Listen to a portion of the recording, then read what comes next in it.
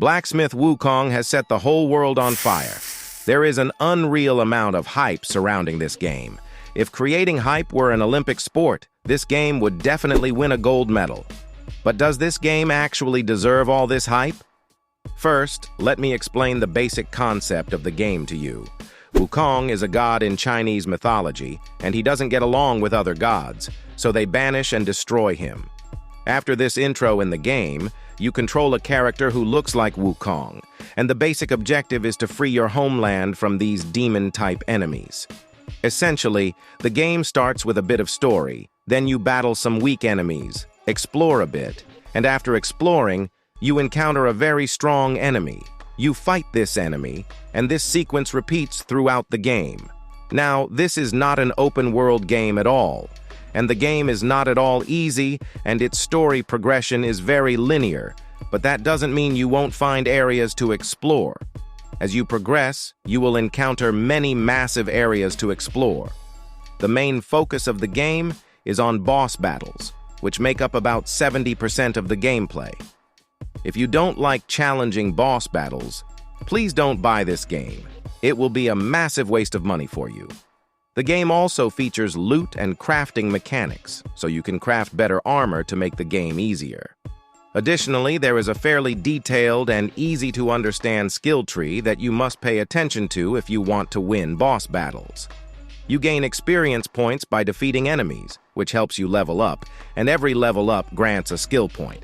Defeating enemies also yields currency to buy items and upgrade or craft armor. There are many items to collect in the game, which you can use to upgrade your character. Basically, collect every item you find, as each one is useful. The game has many bosses. Some are main bosses you need to defeat to progress, while others are mini-bosses that you might encounter even if you aren't looking for them. These mini-bosses are difficult, but obviously a bit less so than the main bosses. The game has enemies that are not that important and don't impact the story directly, but you can still defeat them. Now, let's talk about the game mechanics, which are the biggest selling point.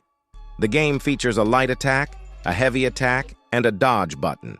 These are the core mechanics. You can also use spells and consume medicines. The most important aspect is dodging.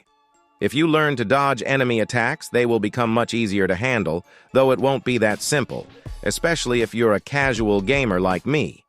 Definitely focus on learning how to dodge attacks. The combat is super fast, smooth, and extremely addictive. The combat is one of the game's biggest selling points. I've played this game for over 13 hours now. Another reason is to let you know something important. Your character will die a lot in this game, and that is completely okay. It's part of the game, and you need to accept it. If you plan to buy this game, please make sure you know this. It is difficult. Watching any YouTuber's stream, you'll see everyone struggling, including me. If you buy this game, you'll struggle too because that's just part of the game. So, what are your thoughts about Myth Wukong? Don't forget to let me know. If you haven't subscribed yet, do so. That's all for today's video. Thanks a lot for watching. I'll see you in the next one.